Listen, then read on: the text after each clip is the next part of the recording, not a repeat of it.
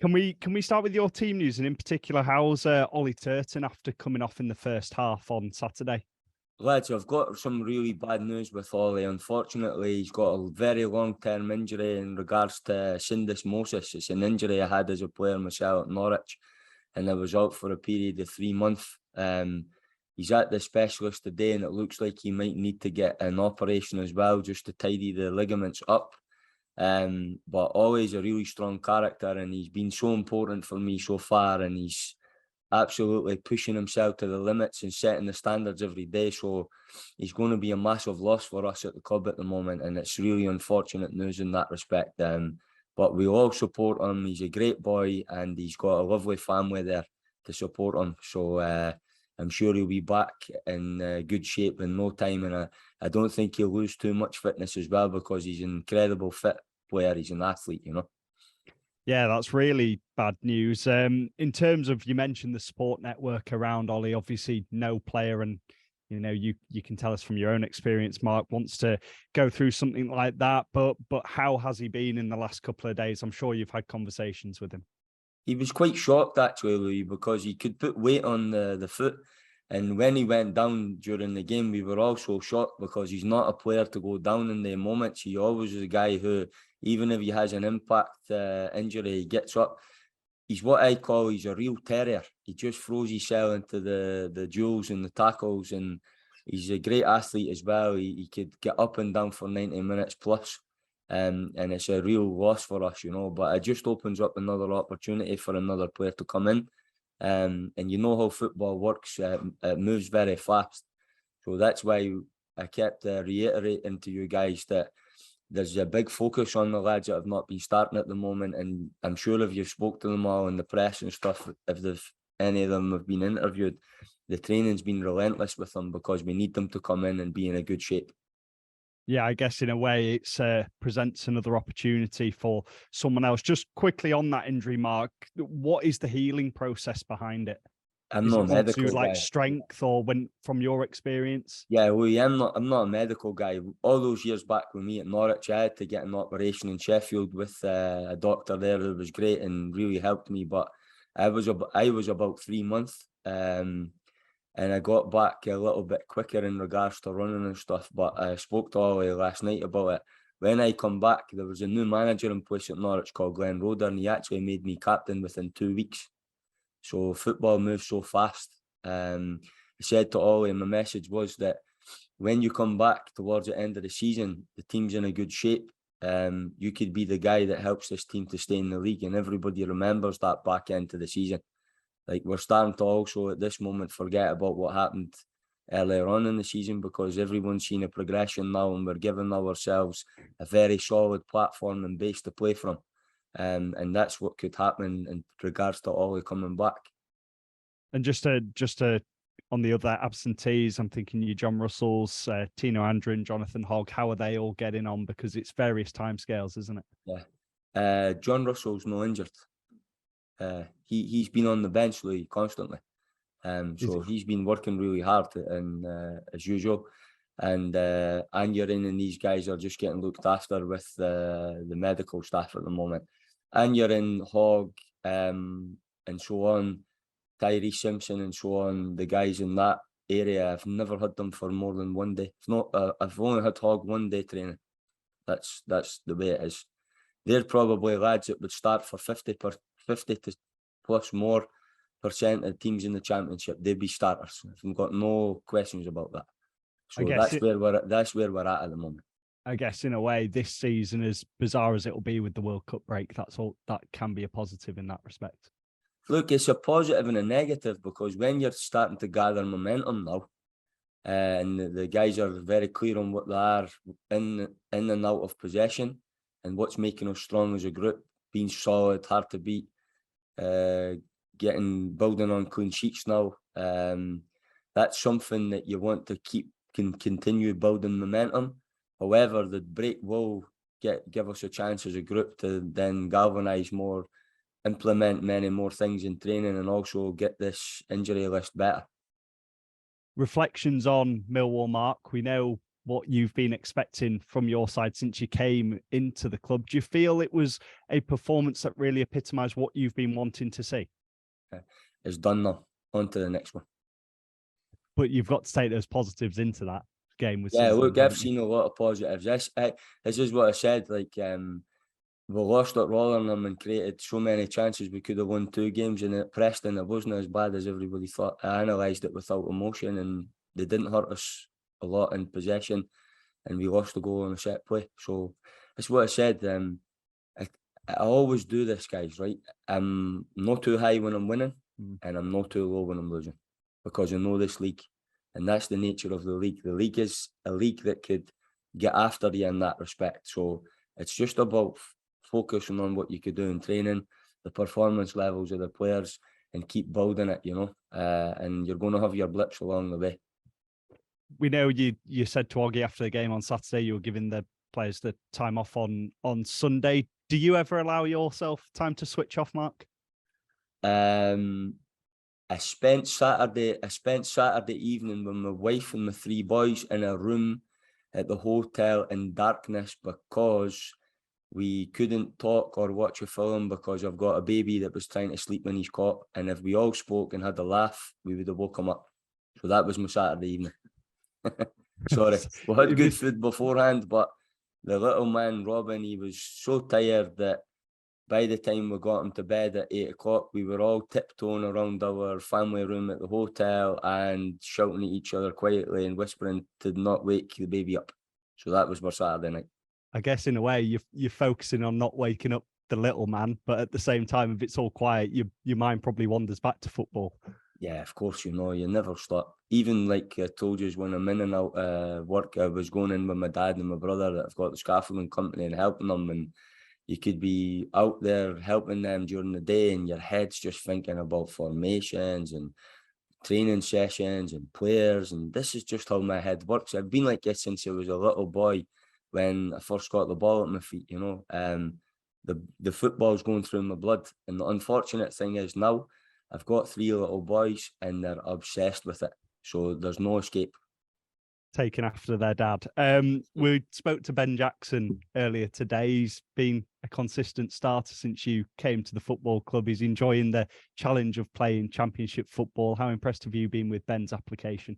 Yeah, very impressed. Not only as a player, but as a person as well. He's a very good lad. He's got his feet on the ground and he's got a strong work ethic. And he's a credit to his family. He spoke about versatility, and that's only a good thing when he's a young player and still learning for him. But for you as a coach, knowing you can trust him in other positions must be great. Yeah, he impressed me from the minute go, as soon as I arrived in the building. He's got a really dynamic style, and he epitomises everything you want at a club in regards to application, spirit. He's determined, he wants to learn. He's got many positives to build on.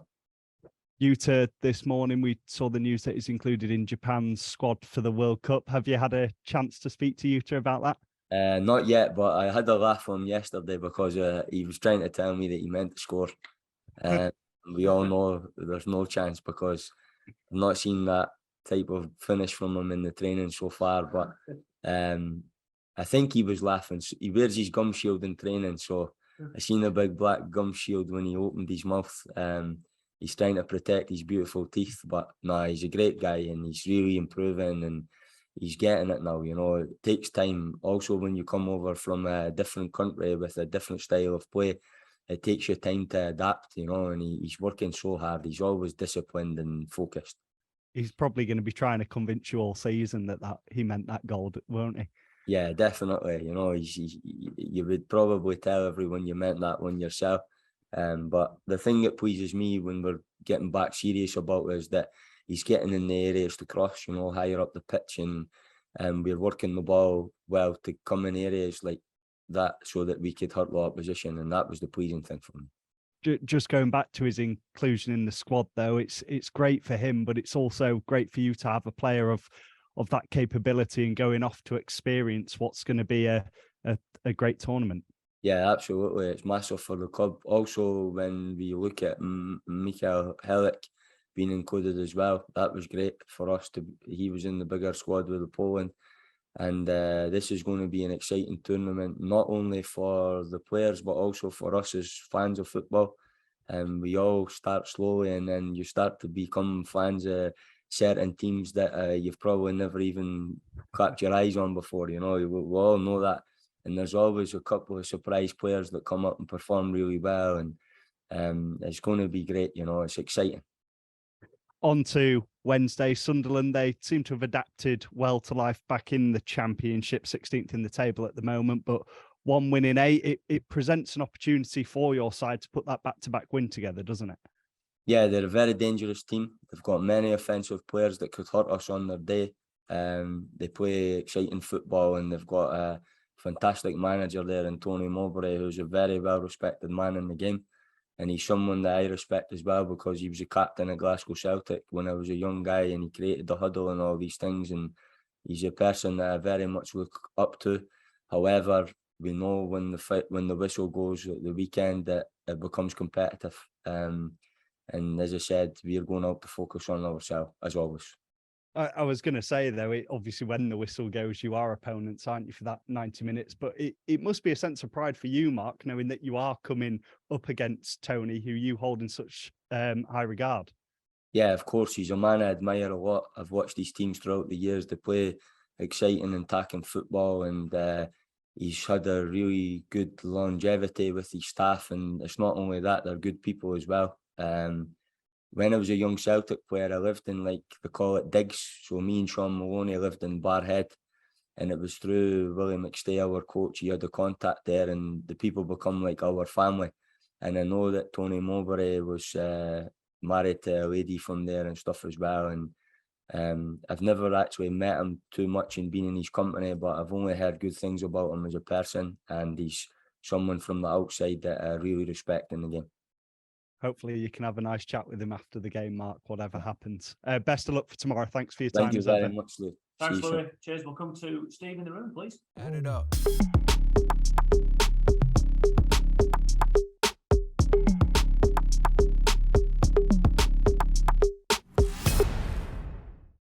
Hi, Mark.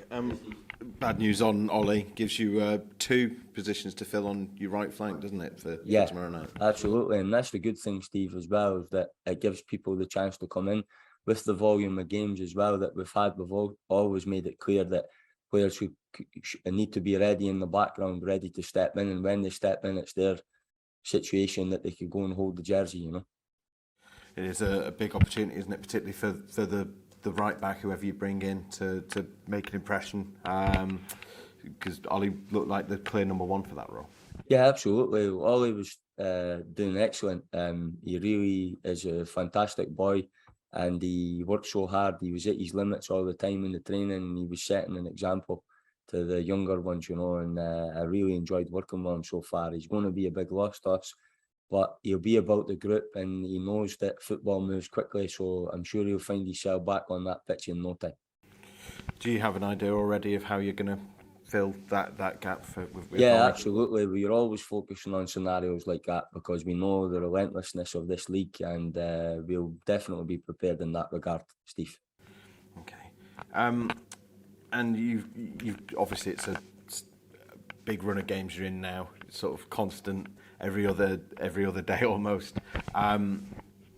You mentioned on Saturday you might need to keep the squad fresh. Is that something you're going to be keeping in mind, planning ahead, or is it just game by game, who's fit, who's available? No, a lot of planning goes ahead, especially with the staff, and they've been tremendous so far because they're all coming up with ideas on how to get the best recovery and make sure that the lads have got a freshness going into the games. But we all know, Steve, that all the other teams are in the same situation as well.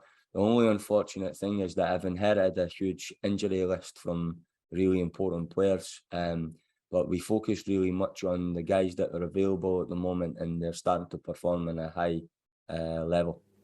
Is there a chance Kane might be able to come back in, for instance? Yeah, they've all got a chance, Steve. They've all been training well. Kane's had some slight issues with knocks and that this week, but whenever he's been on the pitch, he showed a great attitude, and he's a young player with an exciting future. What sort of game are you expecting from Sunderland? They're a very creative team. They'll play good football. They'll play with a high intensity, and they're a strong side. We know that. and it's a massive club with big tradition. But we always say that we focus on ourselves. You know, we've got a lot of good things going for us in regards to the atmosphere that was created there at the weekend. The fans were incredible. They pushed our lads to the very end, and our lads are giving them solid performances, and we just got to keep building on that, Steve. And like I said, not get too high when we're winning, to keep our feet on the ground, and also not to get too disappointed when we maybe don't get the rub of the green and lose again, you know, just to keep balanced and focused. It did feel like there was a bit of a lift in the atmosphere on Saturday. That must be pleasing to you as a head coach to see that sort of good feeling return a bit. Yeah, I think we're all galvanised, especially after Dave Baldwin coming up with his message as well, that I think there was a lot of mixed messages of the club in terms of that regard. All we know is that we need to stay in the league. That's a transitional period for the club. I don't want to keep harping on about it, but last season we lost so many top players. This season we've had so many top players who are starters out injured long term, and we just need to focus and guide and help this young group. And the fans are really clever people, and they understand that, and they show the great togetherness with us at the weekend, and they backed us from the first to the very last minute, which was a long game, 98 minutes I think it went to.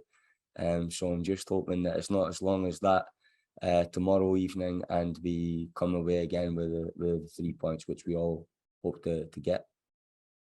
Thanks, Steve. Cheers, Steve. Stuart, good morning, sir. Morning. Mark, I know he's not the same type of player as exactly the same type of player as Ollie, but obviously Matty Pearson's an experienced defender as well. Where is he at in terms of his recovery? Yeah, Matty's long-term injury, and he's had a problem with his foot, but I think he had got his bolt out, or his screw that he had in, which was a big thing and a lift for Matty.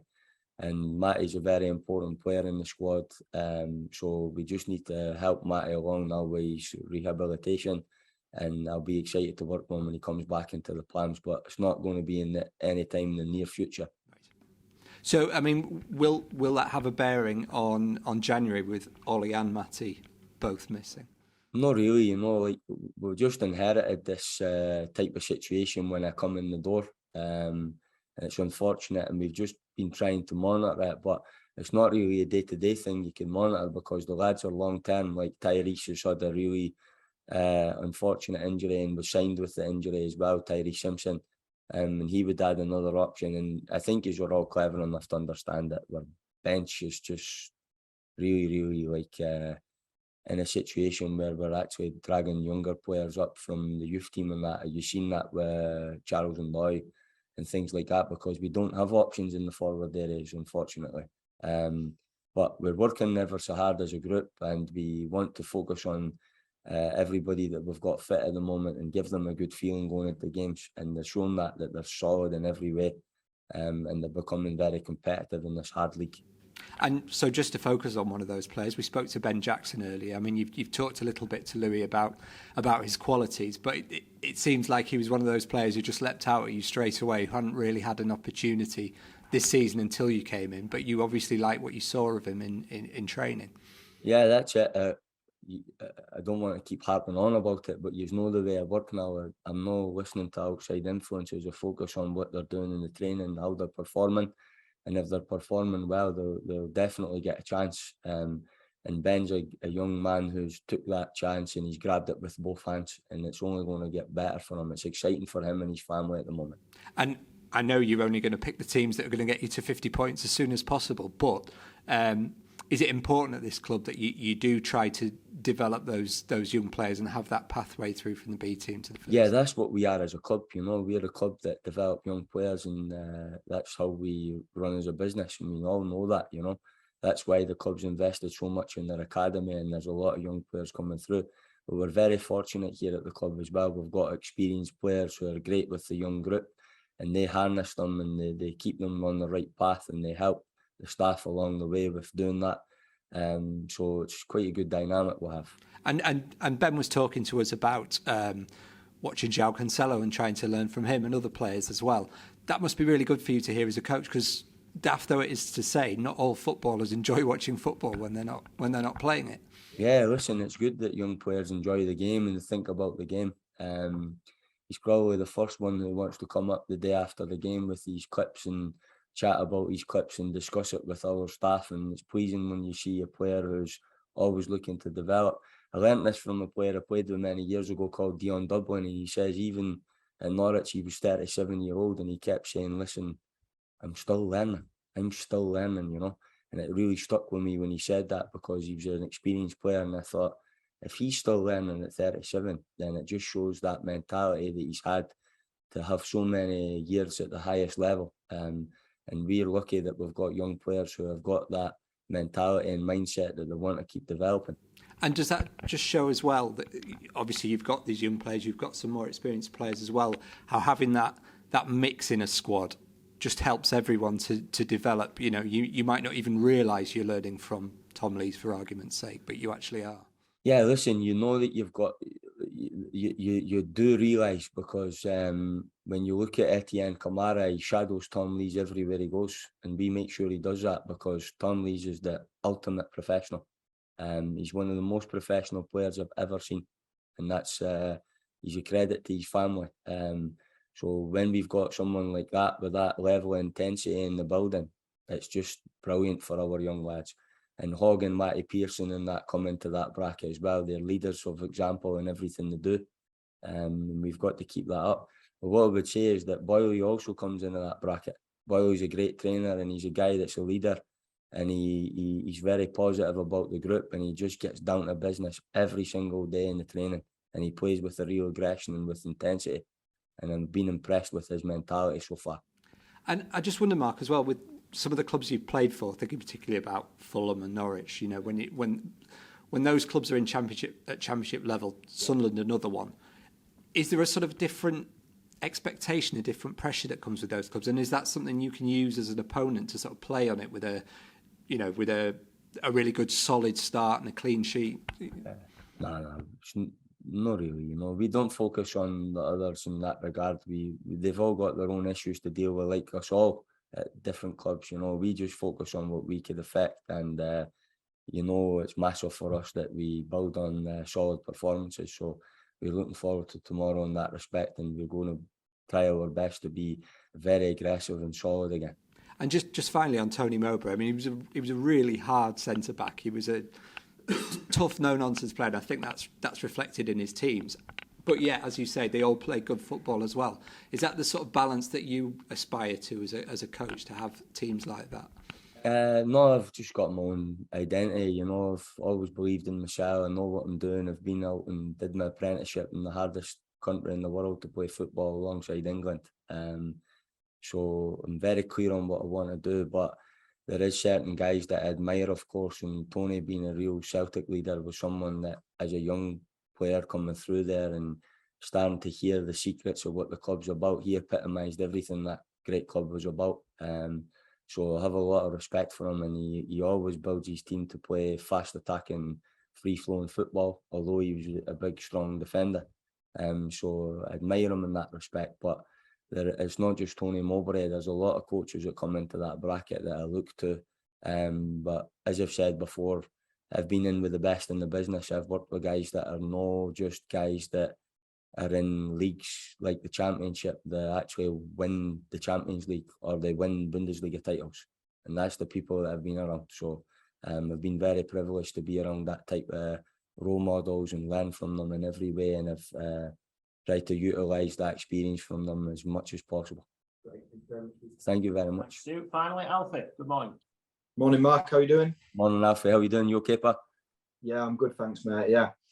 Just something that you sort of brushed over after the game on Saturday that I just wanted to go into a little bit more detail about, and that's the league table. You know, win against Sunderland will put you just within 3 points behind them, and they're only, you know, they're up in 16th, and from the outside, you know, looking pretty comfortable. Is that something that you and the squad are mindful of, sort of making that bottom third of the division as tight as possible?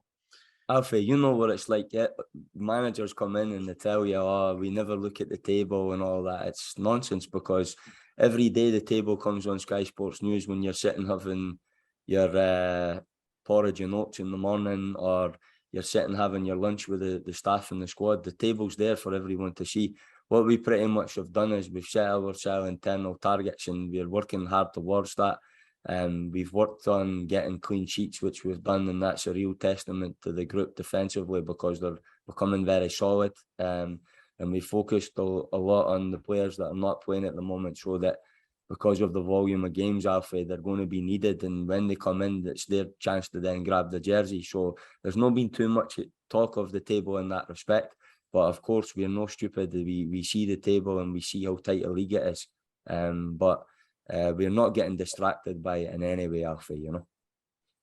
And it's just a quick one from me really today. I just want to touch on Jack Rodoni as well. I know you mentioned him after the game on Saturday, but from where I was watching, he looked absolutely fantastic, and his performance was only really short of a goal or an assist. How do you think he's getting on, and what are your thoughts on him at the moment? Jack's building really good. He comes in every day. What I would talk about is that when I keep speaking about when you win or you lose, and you keep a balance to your emotions and your attitude to training, every single day Jack Rodoni comes in the building, he's the same. No matter if you've won, no matter if you've lost, no matter if you gave him the biggest contract in the world or the worst contract, he seems like he's very much that guy that just loves football. And he's a very balanced, young, intelligent man. The credit to his family for bringing him up like that. And I'm so lucky and fortunate that I've got him in the building, and me and my staff are going to help him to get to where he wants to go in the game, and he wants to play at the very highest level. You think he's definitely got that potential to go to the highest level then? Yeah, there's no doubt about it, you know, and he's shown that in recent performances. And even when he's not been starting, he's so balanced, you know, he just looks at you as if to say, I'll be ready when I come on in the game. And he knows that it's a step up for him in regards to where he was last season, but he's starting to really grasp it and get the idea of how this league works and the different challenges you face week in, week out. But he's a good young player, and he's got a big future. Brilliant. Best of luck tomorrow, Mark. Thank you. Thanks, guys. We'll see you after Thanks, it tomorrow. everyone. Add it up.